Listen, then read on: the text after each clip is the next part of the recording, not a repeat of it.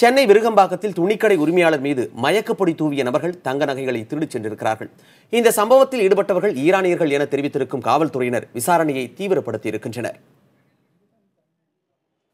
சோக முகத்துடன் காட்சியளிக்கும் இவரது பெயர் பத்மா.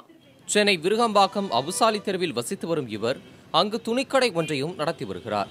சமீபத்தில் இவரது கடைக்கு சென்ற இரு நபர்கள் கைக்குட்டை வாங்குவது போல பத்மாவிடம் பேச்சு கொடுத்துள்ளனர். கைக்குட்டையை எடுத்துக் கொடுத்த பத்மா அவர்களிடம் இருந்து பணத்தை வாங்கிய சிறிது நேரத்திலேயே சுயநினைவை இழந்து மயங்கி விழுந்தார். நீண்ட நேரத்திற்கு பின் நினைவு திரும்பிய போதுதான் தாம் அணிந்திருந்த 15 சவரன் தங்க நகைகள் திருடப்பட்டிருப்பதை உணர்ந்து அதிர்ச்சி அடைந்தார்.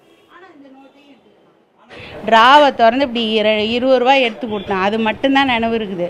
அதுக்கப்புறம் என்னாச்சுன்னு தெரியல. இந்த ஸ்டூல் இங்கே இருந்த ஸ்டூல் இங்கே வந்துடுச்சு.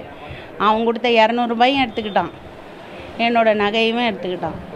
அவன் காசை தடவுனான் பாருங்க. அதுக்கப்புறம் அந்த 20 ரூபாய் எடுத்து கொடுக்குற வரைக்கும் தான் எனக்கு நினைவு இருந்தது. அதுக்கப்புறம் ஒன்றுமே நினைவு இல்லை. கொஞ்ச நேரம் பார்த்தா கையெல்லாம் கருப்பாயிருச்சு. இந்த இடம் ஃபுல்லாக கருப்பாயிருச்சு. இவ்வளோ பெருசு வீங்கிக்கிடுச்சு.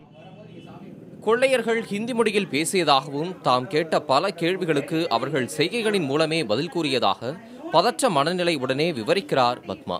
இது தொடர்பாக போலீசார் நடத்திய முதற்கட்ட விசாரணையில் கொள்ளை சம்பவத்தில் ஈடுபட்டது ஈரானியர்கள் என்பது தெரிய வந்துள்ளது. கடந்த 2012ஆம் ஆண்டு இதே போன்றதொரு கொள்ளை சம்பவத்தில் ஈரானியர்கள் சிலர் கைது செய்யப்பட்டிருப்பதாக தெரிவிக்கும் காவல்துறையினர் இது தொடர்பாக விசாரணை தீவிரப்படுத்தப்பட்டுள்ளதாக தெரிவித்திருக்கின்றனர். மயக்கப்பொடியால் தங்க நகைகளை பறிகொடுத்துள்ள சென்னை பெண் பத்மாவின் அனுபவம் மற்றவர்களுக்கு ஒரு பாடம் என்றே கருத வேண்டியுள்ளது. புதிய தலைமுறைக்காக ஒளிப்பதிவாளர் ஐயப்பனுடன் சுப்பிரமணியன்.